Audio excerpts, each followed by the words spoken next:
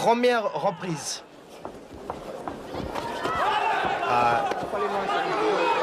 Boxeur type qui entre tout de suite dans le vif du sujet. On peut voir Christophe Landais en mouvement, beaucoup plus en mouvement. Landais a un excellent jeu de jambes et maîtrise vraiment bien normalement l'espace du ring. Exactement, et surtout il est en complète décontraction. On peut voir qu'il est en complète décontraction, donc ses coups devraient partir beaucoup plus vite. Décontraction n'empêche pas détermination, André, puisque il est donc venu vraiment, il est venu pour gagner. Christophe, il nous l'a confié avant le début de ce tournoi. Il nous l'a dit, je suis peut-être pas le favori, mais attendez-vous à une surprise. Mais oui, mais Kamel en face, il y a aussi un très très bon boxeur. Et oui, Mansouri. Mansouri qui n'a pas dit son dernier mot, qui est toujours là, qui est présent visiblement. Il a été vice-champion de France et vice-champion d'Europe de la discipline. Qui enchaîne très bien pied-point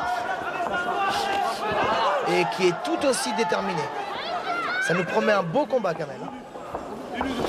Même si, oh là, ce coup a été porté au plexus apparemment. Oui, il me semble que c'est au foie, au plexus. On va le revoir sûrement au ralenti.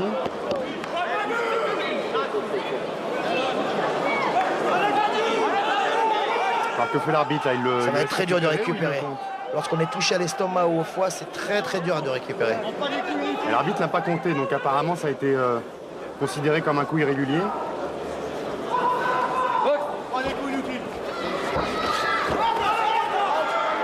Et Christophe Landais repart tout de suite dans la région du corps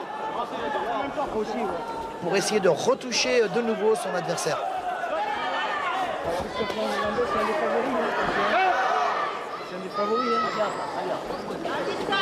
Nous avons ce soir deux boxeurs extrêmement rapides, extrêmement vifs. Fin de la première reprise. 2 minutes passe vraiment très vite.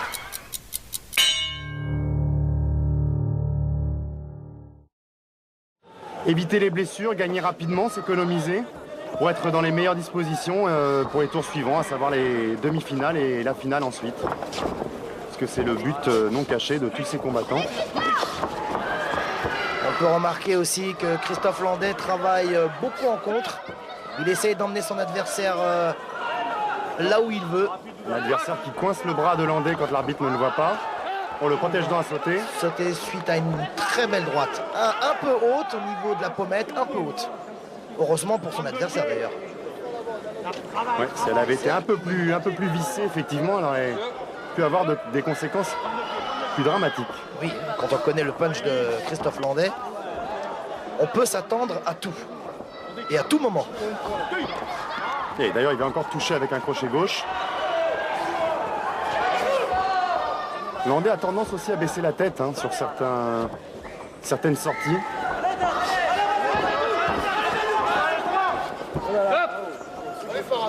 Travaille tes jambes, fils, travaille tes jambes. Ceci étant, Farhat n'est pas venu pour faire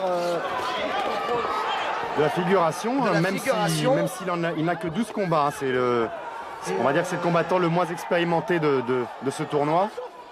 Et honnêtement, il nous fait plaisir ce soir, puisqu'il est là, il essaie d'imposer un rythme, et il vient de se faire toucher encore par une droite. Il va pas en prendre plusieurs comme ça. Il va falloir qu'il monte les mains. Et il fait plaisir, Farhat fait plaisir à voir boxer ce soir, vraiment.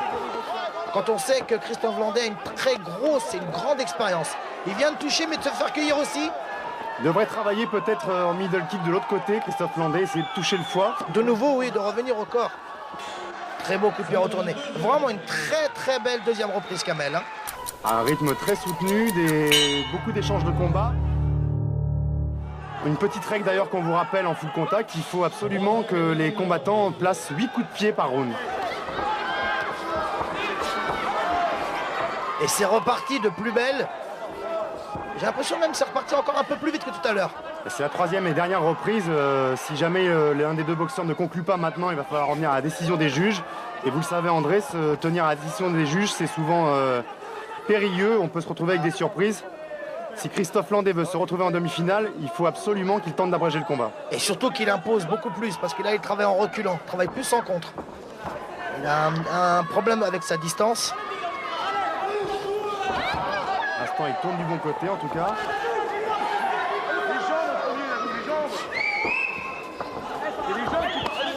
Très beau middle kick de la jambe arrière. Touché un beau direct du gauche. Très belles esquives, ceci dit aussi. Très beau middle de nouveau. Et Farhat ne cesse pas impressionné. Hein. Pas impressionné du tout. Il nous fait plaisir ce soir. Ah, et là, Encore. Christophe Landais touche encore. Encore en middle. Il devrait travailler plutôt avec la jambe gauche. Dans la région du foie. Absolument, et enchaîner aussi ensuite au visage. Faire descendre la garde de son adversaire en attaquant en middle pour pouvoir ensuite placer les points. Comme il l'a fait tout à l'heure. J'ai l'impression que Christophe cherche trop la force. Il devrait travailler un petit peu plus. Plus sur des petites séries courtes. Magnifique balayage. Qui met un terme à l'action de son adversaire. Belles esquives. Ouh, terrible crochet au foie. Crochet du gauche. En plein le foie. Ah non, c'est pas possible, Farhat ne pourra pas s'en remettre. Et si, Il est repart, toujours là. il repart au combat. Vous voyez, vous demandiez le fois, il est venu, mais pas en middle kick.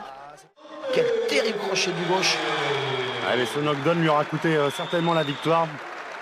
Même s'il a tendance à penser que Landais, de toute façon, avait une petite longueur d'avance au pointage des juges. Oui, exactement.